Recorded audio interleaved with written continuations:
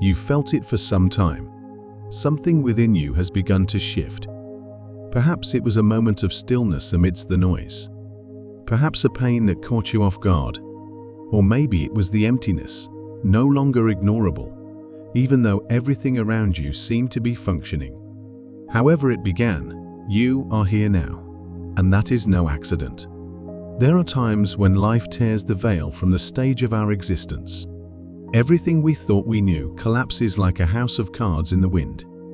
Friends drift away, certainties vanish, the body no longer obeys, or the sense of meaning we once held seems to have been wiped out. In such moments, the world feels hollow and brutal, almost like a cosmic mistake. But what if it's not a mistake?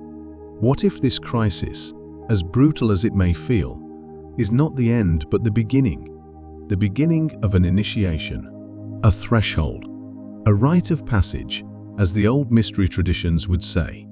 Rudolf Steiner once remarked that the deepest transformations in human beings are not born of external knowledge, but of inner upheaval. He called it the passage through the guardian of the threshold, that moment when we come face to face with the truth of who we are. Have you ever asked yourself why it is you who must walk through so much darkness? Why life seems not to spare you, but to lead you to your very limits right now? Stay with this story to the end, because I will show you what this crisis truly is. Not a mistake, not a punishment, but a gateway to something you may have long suspected. You are not here to remain in the comfort zone. You are here to awaken, not through outer command, but through an inner tremor. The soul doesn't speak in loud declarations, but in the echo of emptiness, in the silence between two thoughts, in the question that keeps you awake at night. What does all this have to do with me? From the anthroposophical view, the human being is a becoming being. Steiner often spoke of the spiritual seed that lies within each of us, one that ripens only through warmth, pressure, and darkness. Like a seed beneath the soil, our inner self requires that same night of the soul, compelling us to turn inward, to hear the call of the higher self. And sometimes, yes, sometimes, everything must fall apart for the essential to become visible. It is not a gentle path. The initiation through crisis is no soft invitation. It is often a rupture, a breaking away from the familiar. And yet, it is sacred, because it forces you to no longer view life at the surface. Suddenly, answers are not enough. Concepts fail. Bookish wisdom fades. What you are searching for lies beyond all that. It lies within you, but in a part of yourself you may have never entered before. Steiner might have said, the human being is more than thought, feeling, and will. We are spiritual beings, remembering our own light as we move through the stream of time. And this light only becomes visible when all else can no longer hold us. When you walk through a crisis, you are given a choice. You can turn away, numb yourself, resist, or you can begin to listen. Because every crisis speaks. It speaks in the voice of truth. A truth you may have forgotten, but that has never stopped resonating within you. Be still. Listen. What is this crisis telling you about your life? About your true longing? About what you have withheld out of fear? Steiner said that destiny is not an external force that simply acts upon us. Destiny is the expression of what we ourselves have carried into this life from deeper layers of our being. Not as punishment, but as a possibility for transformation. In every pain, there is a potential waiting to be touched. And precisely here, in this darkness, the light begins to flicker. Not the light of external solutions, but that quiet, inner light rising from within. When you stop resisting the moment, perhaps you feel broken. But what if it is precisely in this breaking that the new is born? The alchemist in you knows it. Only when the old dies can the gold of consciousness be melted.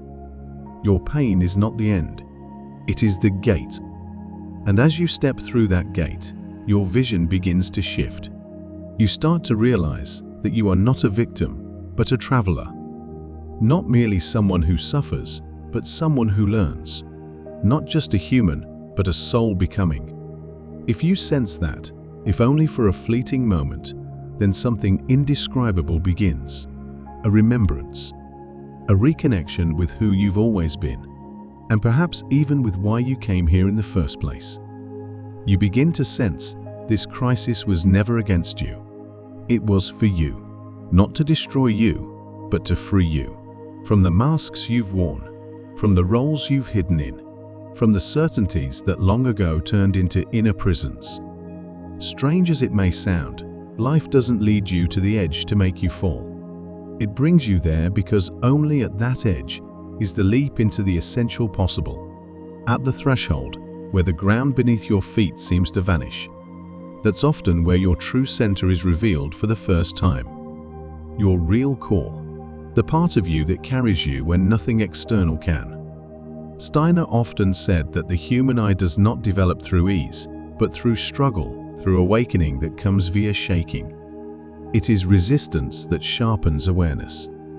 It is pain that compels us to look, and it is the wrestling with destiny that enables us to grow beyond ourselves. Perhaps you're asking yourself, why now? Why me? But what if you are ready now? What if your soul always knew you'd need this depth in order to truly find yourself? Not the part of you that conforms, that succeeds, that's good, but the part that is alive, wild, wise, and unstoppable in its inner growth. Because every crisis is also a mirror. It doesn't only show you the world as it is, but yourself, in a light you may never have seen before. And right there, in that radical honesty, your transformation begins. It is the moment you stop making yourself small. The moment you no longer wait for salvation from outside, but begin to remember yourself. You were never just a body, never just a mind. You are a spiritual being on an earthly journey. And this crisis, it is your calling, your return to essence, to origin. If you truly feel that, even for a breath, everything begins to change. Because then, you no longer see life as a struggle, but as initiation. Not as something that happens to you, but something that awakens you. And so, you walk on. Not because you must, but because now you know there is something in you greater than any fear. Something that shines through the crisis like a star above a darkened land. And so, my friend, your journey does not begin with a destination, but with an awakening. Not one that shouts or dazzles, but one that pulses quietly, like an inner yes. Yes to what is. Yes to what was. And above all, yes to what wants to emerge through you. Maybe you're still in the midst of it all. Maybe you feel fragile, exposed, uncertain. That's not a sign of weakness, it's a sign of birth. Every initiation carries a moment of unknowing, like a child seeing the light of the world for the first time. It doesn't yet speak the language of this new world, but it breathes. And that is enough. Rudolf Steiner spoke of the higher self, not as a finished structure, but as a work of art in the making.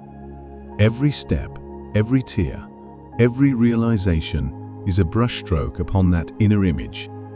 And it is the shadows that give it depth. See your crisis as the space in which your new image is forming. See it as a temple, not made of stone, but of experience. And you are the pilgrim who enters it, not to prove anything, but to remember. Your dignity, your truth, your inner calling. Because deep within you, there is something that wants to come through all the darkness. Something that can no longer stay asleep. That can no longer remain silent. That wants to unfold like a wing held in too long. And that something, call it soul, spirit, or essence, is not fragile. It is indestructible. Steiner said that we pass through trials because our innermost being wants to learn, to grasp itself. Not in the outer world, but within. And this grasping is not an intellectual act. It is a spiritual awakening.